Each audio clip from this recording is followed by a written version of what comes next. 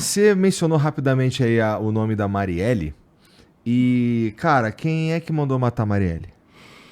Então, cara, só para quem tá vendo a gente, que não é pouca gente, cara, primeiro assim, a Marielle, eu fui professor da Aniele, ministra Aniele, né? Eu fui professor no ensino médio da Aniele, primeiro, segundo e terceiro ano, né? E essa história é boa. Era boa aluna?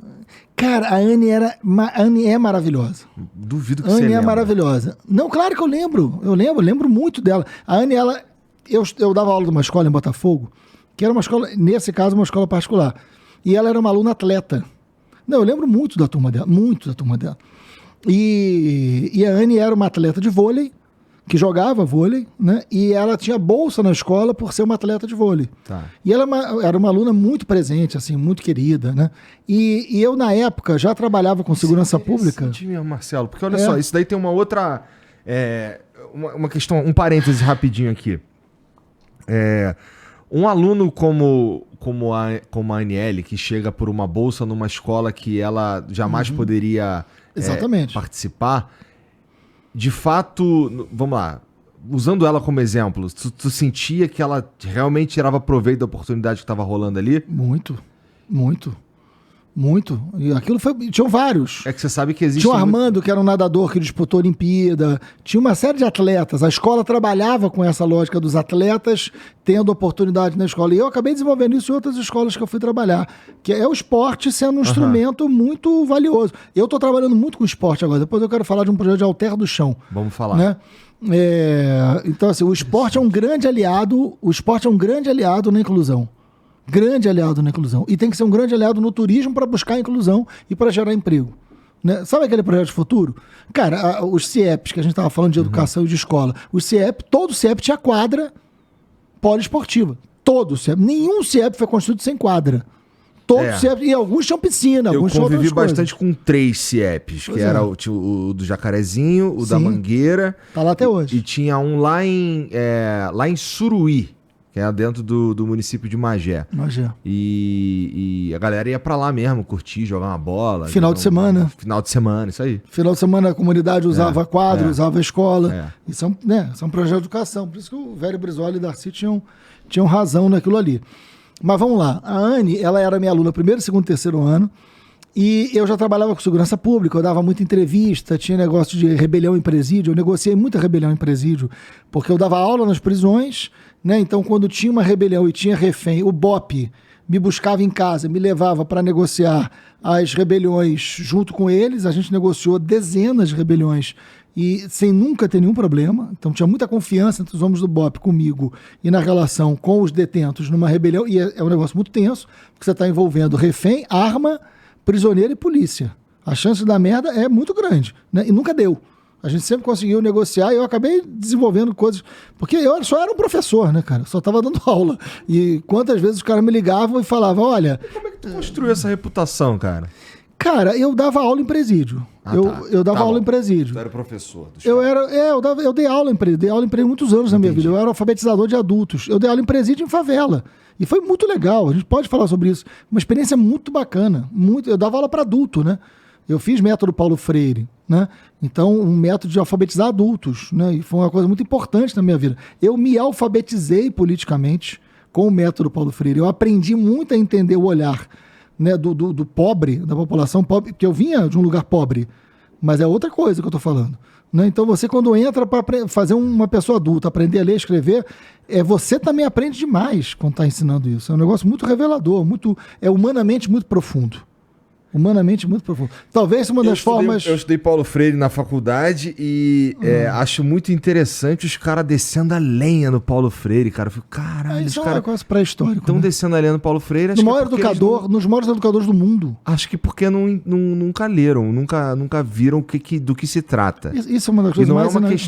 Não é questão de ser de direita ou de esquerda, é de eficiência. Lembra como começou a nossa conversa hoje? A brincadeira do comunista? O Paulo Freire virou comunista. Ponto. Aí, toda a obra do Paulo Freire, que é traduzida em mais de 30 países, Paulo Freire é considerado um dos maiores educadores do mundo. O Paulo Freire virou uma pessoa não grata para um setor brasileiro que não tem a menor ideia do que está falando. Não tem a menor ideia do que está falando, não tem a menor ideia do que está fazendo. Né? O método Paulo Freire é um método. É um método de aprender, de fazer adulto aprender a ler com eficiência. Porque passa do saber que cada um tem. Exato. Né? E eu trabalhei com isso. Usa a visão de mundo dos alunos, né? Visão de mundo e conhecimento e saber. Saber não é só escrita. Saber é vida. Né? Então, por exemplo, eu era professor, né? Aí tinha um preso, um morador de uma favela, que o cara era pedreiro, o cara sabia virar uma laje. Meu amigo, se me botar para virar uma laje, vai morrer todo mundo naquela casa. Porque vai cair, cara. Vai cair. Se me botar para fazer uma parede, vai cair. Porque eu não tenho aquele saber. Ele tem. Ele sabe o que fazer com tijolo, ele sabe o que fazer com cimento, ele sabe o que fazer com uma pá de pedreiro. Né? Um carpinteiro, um agricultor, eu não sei. Então a gente pode trocar o saber, e na troca do saber tem uma educação e tem uma construção. E você chega no domínio da escrita a partir do seu saber. Isso é absolutamente transformador da educação. Você negar isso... E não tem nada a ver com política, né? Não tem nada a ver com, não tem nada a ver com o rótulo que se colocou sobre Paulo Freire, que ele... Entendeu? Paulo Freire era um sujeito humano extraordinário que olhava para o pobre e dizia que todo mundo tem que aprender porque isso é libertador. Né? Ponto. Você vê o nível de pobreza que a gente foi habitar nesses últimos anos, né? Nós habitamos cavernas muito profundas, né? Graças a Deus saímos dela. Mas enfim, Deus me livre. Mas enfim, mas eu estou falando isso tudo porque eu estava falando da Aniele. Isso. A Anne hoje ministra, assim, eu nunca imaginei, mas a vida dá cambalhota, né, cara? Dá volta, né? A vida dá cambalhota, né? A Anne depois foi morar nos Estados Unidos para jogar vôlei, né? Aí, evidentemente, aprendeu muito bem o inglês, voltou como professora de inglês, essa era a vida da Anne, né? E a Anne sempre fala, eu negociava rebelião de presídio, por isso que eu cheguei lá, depois a gente volta na rebelião. Eu negociava rebelião de presídio, então eu estava muito no RJTV, né, jornal, assim, para falar de rebelião, de violência, de sistema penitenciário, eu também estudava, eu era pesquisador de segurança pública e dava aula nas escolas. E aí a Anne sempre falava, minha irmã te adora. Sempre que minha irmã te vê falar na televisão, ela adora, ela fica falando de você, tem que te apresentar a minha irmã. Eu falei, vamos, me apresenta, fala para ela vir aqui. E a irmã era a Marielle, e que eu não conhecia, eu era o professor da Aniele. Quando chegou na formatura da Anne, eu fui o professor homenageado da turma. Né? E aí fiz aquela coisa do discurso, etc. Foi quando eu conheci a dona Marinete, o seu Tuinho e a Marielle, que era a família da Aniele, que foram na formatura da Anne. Né? Se eu não me engano, 2002 ou 2003, por aí. E aí já tinha um período de muita rebelião, né? De muita confusão no Rio de Janeiro. Aliás, origem também das milícias, um monte de coisa acontecendo. E eu fui homenageado, fui apresentado, adorei aquela família, até hoje, uma família que eu amo de paixão. E passou, a Aniele foi embora, etc e tal, né? Aí chegou o ano, se eu não me engano, de 2005, né? Em 2005, eu tinha um grande amigo meu que fez faculdade comigo, né? O Leon Diniz, professor de geografia. Enfim, a gente fez graduação junto, e a gente foi amigo a vida inteira, até hoje. Botafoguense, né? Hoje feliz, depois de tantos anos, né? Mas geralmente viveu, era um cara arredio. E ele já era insuportável. Como? Né? Com sofrimento. Você imagina agora que está experimentando a felicidade depois de 50 anos. Não, terrível. Mas, enfim, aí o Leon tinha um projeto muito legal. Ele era professor de pré-vestibular comunitário, que é uma experiência muito bacana. No Rio de Janeiro e tem outros lugares. No Rio era muito forte já nessa época, que são pré-vestibulares em favelas, em lugares de periferia, onde os alunos fazem, né, por um preço simbólico ou de graça, para tentar o vestibular, né? E muitos universitários dão aula nesses lugares, que é uma experiência muito bacana. O Leon dava aula em vários pré-vestibulares e ele organizava um projeto chamado Domingo é Dia de Cinema. O Domingo é Dia de Cinema era um domingo de manhã que ele passava um filme, preparava uma apostila, um material muito cuidadoso, sobre o tema daquele filme. Os alunos pagavam R$1, era no Cine Odeon, na Cinelândia, perto do Amarelinho ali, né? Que existe até hoje. O Cine Odeon é lindo, né? Você lembra bem? Cara. Sim. Todo domingo de manhã, domingo é dia de cinema, né? Leon, parabéns pela vida nesse sentido. E esse projeto enchia de jovem de favela e de pré-vestibular comunitário. E ele chamava alguém para debater o filme, né? Que fosse passar no domingo. Domingo é dia de cinema, o projeto. Aí ele me chama para fazer parte de um debate sobre um documentário chamado Ônibus 174. do José Padilha. Eu não conheci o Padilha. Olha como a vida é. Olha como a vida é. Né? O Leon me chama, eu e Padilha debater o Ônibus 174, que é um documentário extraordinário. O documentário Ônibus 174, Zé Padilha, antes de Tropa de Elite, porque ele pega aquele episódio do sequestro do Ônibus 174, né? Aquela cagada toda que aconteceu no Rio de Janeiro. E ele... Carioca sabe exatamente do que você está falando, mas talvez o resto do Brasil saiba menos. Mas procurem documentário Ônibus 174 Zé Padilha. Tava até comentando com o Jean, outro parênteses rapidinho, tava até comentando com o Jean esses dias no carro que como é que o Tropa de Elite chega pro Carioca. Pra nós era tipo, pois é. Caralho, olha, é como se fosse... É como se eu estivesse assistindo um jornal, porque aquilo ali era a nossa vida. Uhum. Aquilo era a nossa vida. E é interessante porque a galera... Eu já conversei com gente falando que aquilo ali era... Ah, mas não é assim, né? O mais impressionante é que é total assim, cara. E a gente... eu e os meus amigos, a galera ali, não sei o quê, a sensação que a gente tinha era... Caralho, estão falando de nós. Sabe qual é? Pois é. Que doideira, né? Pois é. E teve o Tropa 1 e o Tropa 2 que são bem diferentes, né? Uhum. Mas antes teve o Ônibus 174. Vale muito a pena, gente, assim. O Ônibus 174 é um baita documentário do Zé Padilha. Eu não conheci o Zé Padilha, ele passou... E eu lembro que na época eu reclamo, né? Das coisas. Aí eu falei, porra, Leão, 9 da manhã, num domingo, um sol da porra, não vai aparecer ninguém nesse negócio, tu é doente, tu é maluco. Aí ele falou, cala a boca e vai, né? Aquelas coisas de amizade, né? Cara, eu cheguei lá, tinham mais de 500 jovens... O Odeon lotado, fila para entrar, lotado em cima, lotado embaixo, que é um cinema de 2 andares. É um negócio, assim, emocionante. Passou o ônibus 174, subiu eu e Padilha para fazer o debate sobre o ônibus 174. Eu sei que o filme começou às 9 da manhã, eu saí quase 2 horas da tarde, porque o debate não parava, né? E era muito legal, cara, porque eram temas que podiam cair numa redação, podiam cair numa prova, né? Enfim. E ele misturava. E era a chance daquele jovem estar no cinema, estar debatendo. Claro. Legal demais, legal demais. Enfim, é a organização de uma luta pedagógica, né? E aí, nesse dia, eu conheci o Padilha. Eu fui apresentado ao Padilha nesse projeto. Eu não conheci o Padilha antes, né? O Padilha também não era tão conhecido assim nessa época, né?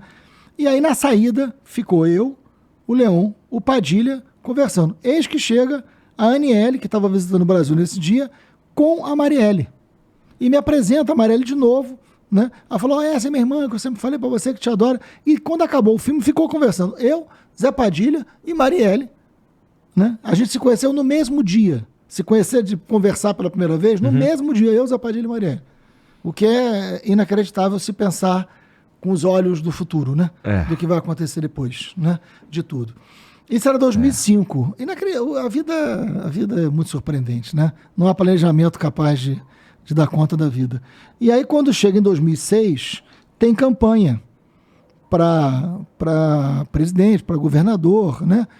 E um grupo me convence a ser... Eu não tinha nenhum planejamento disso, eu era professor, pesquisador, estava feliz da vida, né? E um grupo do PSOL, na época, me convida para ser candidato a deputado. Eu reagi mal no início, né? O Chico Alencar, né? Hoje deputado, que é um professor também, a quem devo muito, né? Um grande amigo, assim, uma grande referência. O Chico falou, cara, vamos botar você como candidato a deputado estadual.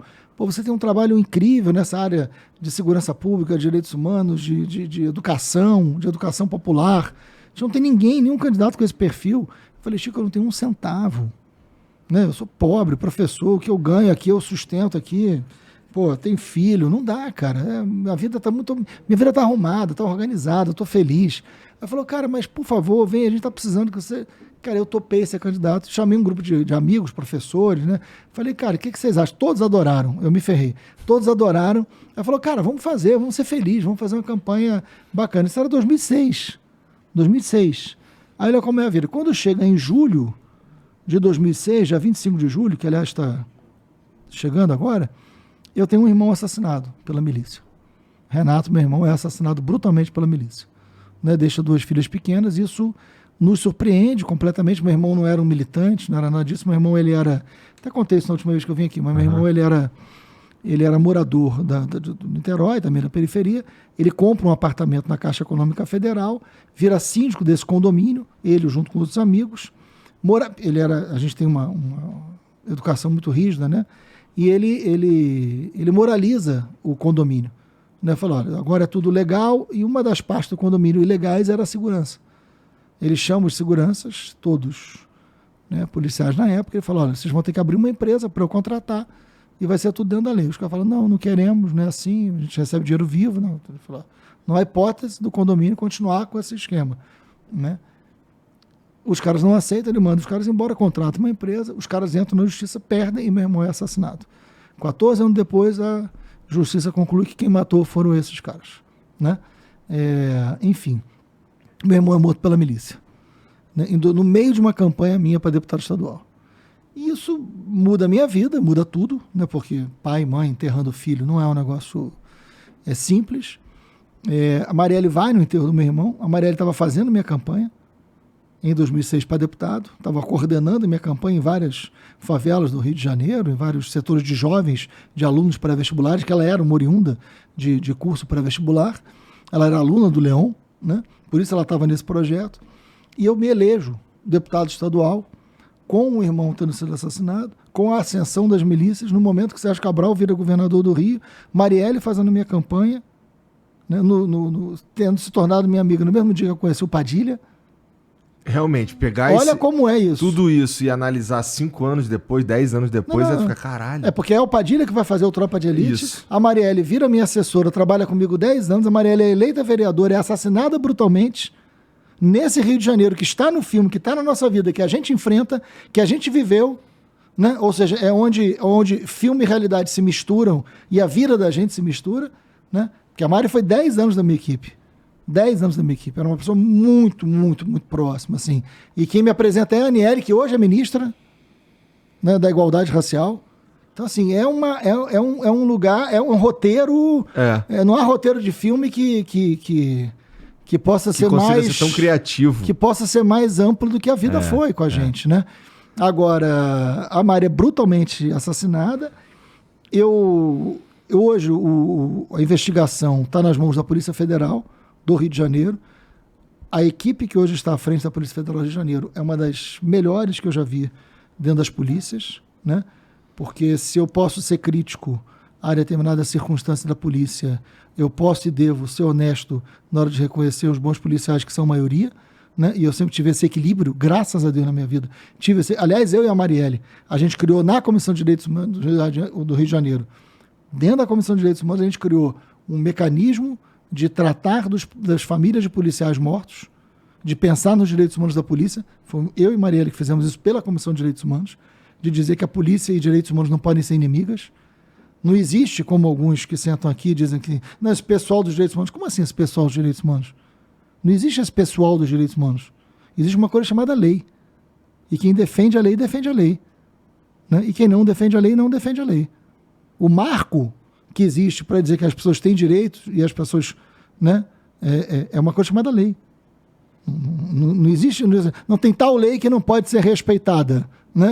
Porque parece que o termo direitos humanos é uma outra coisa que a lei não define. Para.